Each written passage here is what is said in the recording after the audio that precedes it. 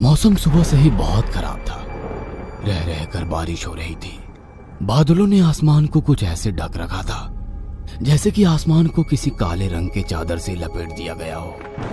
ठंडी ठंडी हवा बह रही थी। कॉलेज के हॉस्टल की खिड़की से बारिश को निहारते अंकित को अपने गांव की बहुत याद आ रही थी। सामने का बड़ा सा पीपल का पेड़ बिना हिले डुले बारिश में भीग रहा था। उस पेड़ को देखकर उसे अपने गांव का पीपल का पेड़ याद आ रहा था। पूरे गांव में उस पेड़ के बारे में ना जाने कितनी बातें कही जाती थी। कोई कहता कि उस पर भूत रहते हैं, तो कोई कहता कि किसी प्रेत ने उस पर अपना आशियाना बना रखा है। ऐसा भी कहा जाता कि अमावस के दिन उस पेड़ से कई आत्माएं छिपकली की तरह रेंगती हुई नीचे उतरती और नग्न अवस्था में नृत्य किया करती। गांव के लोग कहते कि इस दिन आत्माएं नृत्य के बाद अपना शिकार करती हैं। अमावस की अगली सुबह उस पेड़ के नीचे खून ही खून गिरा मिलता। सदियों से ऐसी मान्यता रही है कि पीपल के पेड़ पर भूत प्रेत पिशाच का वास होता है। अंकित मन ही मन सोच रहा था कि हॉस्टल में खड़े इस पीपल के पेड़ पर भी क्या भूत प्रेत रहते होंगे। तभी बाहर से किसी ने उसके कमरे का दरवाजा खटखटाया। उसने दरवाजा खोला तो उसके सामने उसकी ही उम्र का लड़का, जिसका नाम नीरज था, वो सामने खड़ा था। हाय, मैं नीरज हूँ। ये कमरा मेरा है। आई मीन हम दोनों इस कमरे को शेयर करेंगे। तुम्हारा नाम क्या है? मैं अंकित हूँ। शहर का सबसे बड़ा इंजीनियरिंग कॉलेज अंदर से कैसा होता है, नीरज और अंकित दोनों ने पहली बार देखा था। वे दोनों ही गांव के थे। इंजीनियरिंग की टेस्ट में दोनों की ही अच्छी रैंक आई थी, इसलिए उन्हें यह कॉलेज मिला था। अंकित का डिपार्टमेंट सिविल था और नीरज का इलेक्ट्रिकल। जल्द ही दोनों काफी अच्छे दोस्त बन गए। अंकित एक गरीब किसान का बेटा था। उसके पिता के ऊपर बहुत कर्ज था। इतने अच्छे कॉलेज में स्कॉलरशिप के कारण उसे एडमिशन तो मिल गई, फिर भी वो एडमिशन लेना नहीं चाहता था। वो अपने पिता की मदद करना चाहता था, लेकिन उसके पिता नहीं चाहते थे कि जैसा कर्ज भरा जीवन उन्होंने देखा है वैसा ही उनका बेटा भी देखे। इसलिए उन्होंने अपने सर की कसम खिलाकर अंकित को पढ़ने के लिए शहर भेज दिया। ये सारी बातें अंकित ने नीरज को बताई थी। नीरज की कहानी भी कुछ ऐसे ही थी, इसलिए दोनों में खूब पटती थी। लेकिन इन दिनों नीरज कुछ परेशान सा रहता था। अंकित ने उससे कई बार पूछने की कोशिश भी की, लेकिन वो कुछ नहीं बताता। उसका व्यवहार कुछ बदल सा गया था। कई बार तो वो रात को जागकर उस पीपल के पेड़ की ओर घूरता रहता था। एक दिन जब वो कॉलेज से हॉस्टल के कमरे में आया तो उसके सिर पर पट्टी बंधी थी। अंकित ने उससे लाख पूछने की कोशिश की कि यह चोट कैसे लगी, लेकिन नीरज ने कुछ नहीं कहा। आज से भी उसे परेशानी होने लगी थी, इसलिए वो नोटिफिकेशन तक ऑफ रखता था। उसका फोन भी हमेशा साइलेंट मोड पे होता। अमावस की एक रात की बात है। आधी रात हो गई थी, लेकिन अंकित अभी भी स्टडी टेबल पर बैठा पढ़ रहा था। उसका मन पढ़ाई में बहुत ज्यादा लगता था। अपने डिपार्टमेंट का वो हीरो था। सारे प्रोफेसर स्टूडेंट्स उसकी मिसाल दिया करते थे। लड़कियां तो अंकित से बात करने का बहाना ढूंढा करती थी। अंकित अपनी पढ़ाई में खोया हुआ था कि तभी अचानक उसके कमरे की खिड़की खुलने की आवाज आई। खिड़की से तेज हवा अंदर आने लगी। वह खिड़की बंद करने के लिए उठा और उसने मन ही मन कहा, बहुत तेज हवा है, लगता है उसी के कारण ये खिड़की खुल गई है। मैंने कितनी बार डिपार्टमेंट में कहा कि ये खिड़की बंद करवा दीजिए, लेकिन कोई सुनता ही नहीं है। उसने खिड़की के बाहर झांक कर देखा तो बाहर सच में बहुत तेज हवा चल रही थी। उसने फिर से मन ही मन कहा कि लगता है तूफान आने वाला है। ये कहकर उसने खिड़की को फिर से बंद करने की कोशिश की। तभी उसे पीपल के पेड़ के नीचे एक साया दिखा। इतनी रात को पीपल के पेड़ के नीचे कौन है? अरे आज तो अमावस भी है, कहीं बुरी आत्माएं इस पीपल के पेड़ के नीचे भी तो नहीं आती हैं? उसे थोड़ा डर लगा। तभी उसे पीपल के पेड़ के नीचे फिर से एक साया दिखा। अब वो बहुत डर गया था। उसके चेहरे पर पसीना आने लगा। उसने कमरे में सोए नीरज को आवाज दी, लेकिन नीरज ने कोई जवाब नहीं दिया। उसे एक बार फिर से वो साया दिखा। उसे ऐसा लगा कि वो उसे बुला रहा है। बहुत गौर से सुनने के बाद भी उसे पता नहीं चल रहा था कि ये किसकी आवाज है। फिर एकाएक उसके दिमाग में आया कि कहीं वो नीरज तो नहीं है। अंकित ने उसकी बिस्तर की ओर देखा। नीरज वहां नहीं था। अचानक वो अनजाने भय से भर गया। हो ना हो वो नीरज ही है, लेकिन वो कर क्या रहा है वहाँ? कहीं कहीं उसके साथ भी तो वही नहीं हो रहा है। अंकित भागकर नीचे जाता है। उसके दिल की धड़कन धड़ धड़ करके धड़क रही थी। वह पेड़ के पास गया। उसे जिस बात का डर था नीरज के साथ वही हो रहा था। नीरज पीपल के पेड़ के नीचे आंखें मूंद कर बैठा हुआ था। उसके चारों ओर सफेद रंग का घेरा बना हुआ था। उसके आगे एक छोटा सा हवन कुंड रखा था। उस हवन कुंड में आहुति देते हुए वो एक ही बात बुदबुदाए जा रहा था, ऐ बुरी आत्माओं मेरे पास आओ, ऐ बुरी आत्माओं मेरे पास आओ, ए पीपल के प्रेत मेरे पास आओ, जल्दी आओ।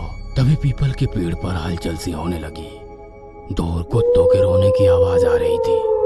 अचानक पेड़ के ऊपर से 3 साए नीरज के बिल्कुल बगल में कूदे। दूर कुत्तों के रोने की आवाज आ रही थी। अचानक पेड़ के ऊपर से 3 साए नीरज के बिल्कुल बगल में कूदे। धड़ाम की आवाज से डर के मारे नीरज की आंखें खुल गई। उसने देखा कि काले कपड़ों में लिपटे 3 साए उसके आगे खड़े हैं। उनके मुंह से खून टपक रहा है।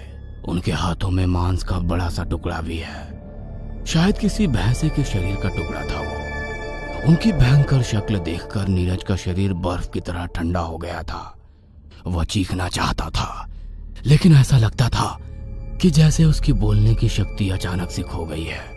वह साए अब भी उसे ही घूर रहे थे और उसकी तरफ भयानक आवाज निकालते हुए बढ़ रहे थे। लेकिन इस बीच नीरज और उसके साए के बीच अंकित खड़ा हो गया। उसके आते ही कुछ देर पहले जो हालत नीरज की थी, वही हालत उन तीनों सायों की हो गई थी। वह थर थर कांप रहे थे। उसके बाद वे तीनों साए वहां से सिर पर पैर रखकर भाग खड़े हुए। ऐसा लगता था कि जैसे उन्होंने किसी भूत को देख लिया हो। नीरज के दिल की धड़कनें अब भी अनियमित गति से धड़क रही थी।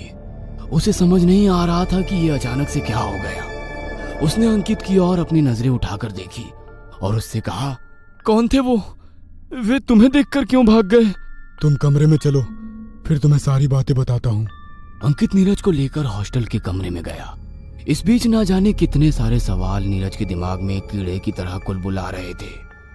हॉस्टल के कमरे में जाकर अंकित ने नीरज को पानी का गिलास दिया। नीरज ने एक ही सांस में पानी पी लिया। फिर वो अंकित की ओर देखने लगा। नीरज, मैं जिंदा नहीं हूँ। पिछले साल ही मेरी मौत हो गई है। मेरी मौत के पीछे आशीष, विनय और हरीश है। अंकित के कहे शब्द किसी गर्म तवे पर गिरे पानी की तरह नीरज के कानों में गूंज रहे थे। उसके दिल की धड़कनें जो अब सामान्य हो गई थी, वह फिर से असामान्य गति से धड़कने लगे थे। आशीष, विनय और हरीश इंजीनियरिंग कॉलेज के सीनियर्स थे। बड़े घरों के ये लड़के पूरी तरह बिगड़े हुए थे। जूनियर्स की रैगिंग में उन्हें बहुत मजा आता था। इन लोगों को आत्मा को बुलाने वाला खेल बहुत पसंद था। ये हर जूनियर से एक बार ये खेल अमावस की रात में करवाते थे।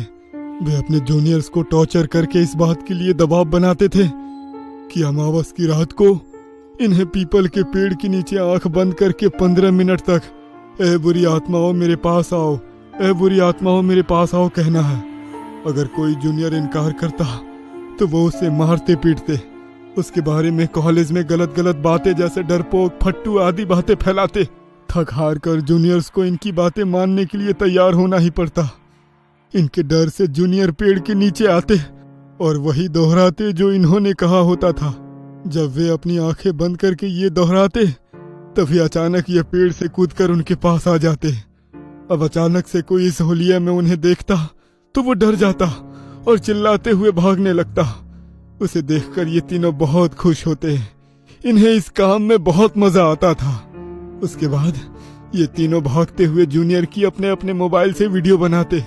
वीडियो बनाकर वे तीनों बार बार जूनियर को ये कहते हुए ब्लैकमेल करते कि तेरी वीडियो वायरल कर दूंगा, पूरे कॉलेज को पता चल जाएगा कि तू कितना फट्टू है। अगर तू चाहता है कि वीडियो वायरल ना हो तो जो हम चाहे वो करना होगा। उसके बाद ये जूनियर से अपनी उल्टी सीधी मांग ही पूरी करवाते। इन मांगों में कॉलेज के बाहर से सिगरेट, शराब लाने से लेकर इनके असाइनमेंट तैयार करना और कपड़े धोने तक शामिल होते। अब किसी को भी अपनी इज्जत प्यारी होती, इसलिए वे इनकी मांगे मान लेता। मेरे साथ भी इन्होंने यही किया, लेकिन मैं दिल का कमजोर निकला। इनके डराने से मुझे हार्ट अटैक आ गया और मैं मर गया। आशीष, विनय और हरीश की रैगिंग उन पर भारी पड़ गई थी। पेड़ के नीचे निर्दोष अंकित मरा हुआ पड़ा था। उन तीनों को समझ आ गया कि वे बुरी तरह फंस गए हैं और उन्हें जेल हो जाएगी। इसलिए उन्होंने रातों रात अंकित की लाश को शहर के बाहर वाले नाले में फेंक दिया। बाद में अंकित की लाश कॉलेज वालों को मिली तो उन्होंने यह अफवाह फैला दी कि पढ़ाई के प्रेशर के कारण अंकित ने आत्महत्या कर ली है। मेरा शरीर तो खत्म हो गया, लेकिन उस दिन से मेरी आत्मा यहीं भटक रही है। नीरज, मैं चाहूं तो इन तीनों को कभी भी मार दूं, लेकिन उससे मुझे मुक्ति नहीं मिलेगी। मैं चाहता हूं कि रैगिंग जैसी बीमारी से हमारा कॉलेज का कैंपस आजाद हो, ताकि कल को कोई और अंकित ना मरे। मैं चाहता हूं कि तुम ये सारी बातें प्रिंसिपल सर को बताओ। इन लड़कों को सजा मिलनी चाहिए, नहीं तो कल मैं था, आज तुम थे, फिर कल किसी और की बारी आएगी। नीरज उसी समय प्रिंसिपल सर के घर पर गया, उन्हें सारी बातें बताई। प्रिंसिपल सर को पहले तो विश्वास नहीं हुआ, लेकिन नीरज ने बताया कि ये सारी बातें उसे अंकित ने ही बताई है और अंकित इस समय इस कमरे में मौजूद है, वे हमारी बातें सुन रहा है। अंकित की मौत पर प्रिंसिपल सर को थोड़ा शक तो जरूर हुआ था कि इतना ब्रिलियंट लड़का पढ़ाई के प्रेशर के कारण आत्महत्या तो नहीं कर सकता, लेकिन फिर उन्हें लगा कि क्या पता अंदर ही अंदर कोई प्रेशर अंकित पर हो। आधी रात को पुलिस की गाड़ी की सायरन की आवाज कैंपस में गूंज रही थी। आशीष, विनय और हरीश के हाथों में हथकड़ी थी और पुलिस ने उन्हें अपनी गाड़ी में बिठा रखा था। पहले तो उन्होंने इन सब बातों से इनकार किया, लेकिन पुलिस के डंडे और अंकित की गवाही से सारा सच बाहर आ गया था। पुलिस की गाड़ी उन्हें लेकर कैंपस से बाहर जा रही थी। पुराना पीपल का वो पेड़ पीछे छूटता जा रहा था। नीरज की आंखें अंकित को तलाश रही थी, लेकिन वो उसे कहीं दिखाई नहीं दे रहा था। दोस्तों की है, अजीब लगता है ना, मेरे परिवार के साथ यही हुआ था। सीमेंट की ट्रक आने वाली है, ऐसा मालिक ने बताया। एक बड़ा अपार्टमेंट बनाने का काम चल रहा था। हमारा वहां काम था कढ़ाई पर गर्मा गर्म वड़ा पाव बनाना और मजदूरों को पकौड़ा वड़ा पाव बेचना। हमारा वो बिजनेस भी वही नई साइट पर शुरू किया गया था। बिल्डर ने हमें रहने के लिए नई जगह दी और कंस्ट्रक्शन साइट पर आने वाले सामान की देखभाल करना हमारा काम था। गांव के बाहरी इलाके में स्थित ये जगह थी। जगह काफी सुनसान थी। मजदूर सुबह आते थे और शाम को चले जाते थे। आने वाले माल पर नजर रखने के लिए हमें रात तक डटे रहना पड़ता था। कभी रेत, कभी सीमेंट तो कभी सरिया आती थी। हमारे परिवार में 6 लोग थे। मैं यानी विशाल, मेरे पिता नामदेव, माँ सक्कू, मेरी पत्नी रानी, मेरी छोटी बहन तन्नू और छोटा भाई राजा उस जगह पर रह रहे थे। हमें वहां आकर 2-3 दिन हुए थे। वह पूर्णिमा की रात थी। निर्माण स्थल से 50-100 मीटर की दूरी पर हम शौच करने जाते थे। रात का समय था, करीब 10:30 बज रहे थे। रेत की ट्रक 11 से 11:30 के बीच आने वाली थी। मैं और राजा दोनों ने बाल्टी ली और निकल पड़े। हम दोनों झाड़ियों के बीच से अपना रास्ता बनाते जा रहे थे। झाड़ी के दूसरी तरफ पत्थर से बनी कब्रें दिखाई दे रही थी। लगभग 10 से 15 कब्रें होंगी। दादा, ये शमशान है क्या? क्या इसका निर्माण पुराने ढंग है? दादा, क्या हम शमशान में रह रहे हैं? नहीं राजा, हम शमशान में नहीं रहते। शमशान दूर है, देखो यहाँ से 100 फीट की दूरी पर है। हम धीरे धीरे आगे बढ़ रहे थे कि तभी हमें एहसास हुआ कि कोई बातें कर रहा था। हमने वहां देखा पर कोई दिखाई नहीं दिया। तभी राजा ने मुझसे कहा, दादा, क्या हम थोड़ा और आगे जाकर देखें? उसी समय झाड़ियों में हलचल दिखाई दी। राजा और मैं दोनों उस हलचल की ओर बढ़ने लगे। बड़े ध्यान से सुनने के बाद आवाज सुनाई देने लगी। 2 लोग बातें कर रहे थे। विजू के घर गया था, बाहर से देखा, बहू घर अच्छे से संभालती है। मैंने आपसे कहा था ना। वासंती सही मायने में एक अच्छी लड़की है जो हमारे बाद घर की देखभाल करती है। प्रभा अभी भी नहीं बदली, वो अभी भी बुरी चीजों की लत में है। मालती एक ऐसी लड़की है जो अपने गांव का और परिवार का सम्मान बढ़ाती है। मैं जानती थी, इसलिए मैंने खेत उसके नाम पर कर दिया। 2 लोग बात कर रहे थे। वे पति पत्नी थे। पत्नी अपने पति को बहू के बारे में बता रही थी और उसका नाम गांवकर था। हमने अनुमान लगाया पर हमें अभी भी कोई दिखाई नहीं दे रहा था, लेकिन उनकी बातचीत साफ साफ सुनाई दे रही थी। कुछ दूर चलने के बाद हम दोनों एक चट्टान पर बैठ गए। बातचीत, लेकिन उनकी बातचीत साफ साफ सुनाई दे रही थी। कुछ दूर चलने के बाद हम दोनों एक चट्टान पर बैठ गए। बातचीत बहुत रोचक हो रही थी। राजा ने कहा, शमशान जैसी जगह में बूढ़े पति पत्नी इतनी देर रात में इस घने अंधेरे में क्यों आए हैं? उसी समय मेरे मन में एक विचार आया। हम उन लोगों को देख नहीं सकते लेकिन उन्हें सुन सकते हैं। क्या ये असली लोग हैं या फिर कुछ और शक्ति है? वहीं दूसरी ओर झाड़ी में दो व्यक्ति एक डंडे पर बैठे दिखाई दे रहे थे। राजा और मैंने दोनों ने पीछे मुड़कर देखा और वो गायब हो गए। हम दोनों उस जगह पर पहुंचे। वहां आसपास दो कब्रें थी। मैंने टॉर्च की रोशनी में देखा, उस कब्र पर कुछ कुरेदा हुआ था। नाना साहेब राजवी गांवकर, जन्म 1940 से मृत्यु 7/5/1995। उसके बगल में एक और कब्र थी जिस पर एक नाम लिखा था, सुनीता नाना साहेब गांवकर, जन्म 1950, मृत्यु 7/5/1995। तारीख देखी और हम दोनों हैरान रह गए, क्योंकि बात करने वाले दोनों पति पत्नी का नाम गांवकर था। यह हमने सुना था। मुझे लगा कि मैंने ये नाम कुछ समय पहले सुना है। राजा बोला, यानी यहाँ जो बात कर रहे थे वे दोनों भूत थे? दोनों की मौत एक ही दिन हुई थी, यह उस पर लिखा तारीख से पता चला था। दादा, हमें चुपचाप यहाँ से चले जाना चाहिए। ये एक शमशान है। हमें अभी यहाँ से निकल जाना चाहिए। और हम दोनों वहां से वापस अपने घर की ओर चल दिए। काफी देर तक चलने के बाद हमें लगा कि दूरी बीत रही थी, लेकिन एक निश्चित दूरी के बाद कब्र दिखाई दे रही थी। मैंने पीछे मुड़कर देखा, लेकिन अब नजारा डरावना था। एक बूढ़ी औरत और एक बूढ़ा दोनों कब्र पर बैठे दिखाई देने लगे। मैंने राजा से कहा, जल्दी करो, पीछे दो लोग हैं, हम शायद छलावा में फंस गए हैं। राजा और मैं दोनों घास के रास्ते अपने घर की ओर अपना रास्ता बनाकर निकल रहे थे। जब घास खत्म हो जाती तो कब्रें फिर से दिखाई देती और पीछे मुड़कर देखता तो दो बूढ़े कब्रों पर बैठे दिखाई देते थे। 1 घंटे तक ये खेल चलता रहा। अंत में हम दोनों थक गए और एक पेड़ के पीछे छिप गए। वहीं हमने बाकी 2-3 कब्रों को थोड़ा हिलते हुए देखा। वो भी बोल रही थी, अगर आपने माँ और पिताजी की बात सुनी होती तो ऐसा नहीं होता। माँ और पिताजी की वजह से ही हमारी जान गई है, ये भूल मत मालती। इस बातचीत को सुनने के बाद मुझे एहसास हुआ कि ये इस गांवकर परिवार का बेटा और बहू है, लेकिन कब्र की बात करना मन को रास नहीं आई। राजा इतना डरा हुआ था कि उसे समझ नहीं आ रहा था कि क्या करे।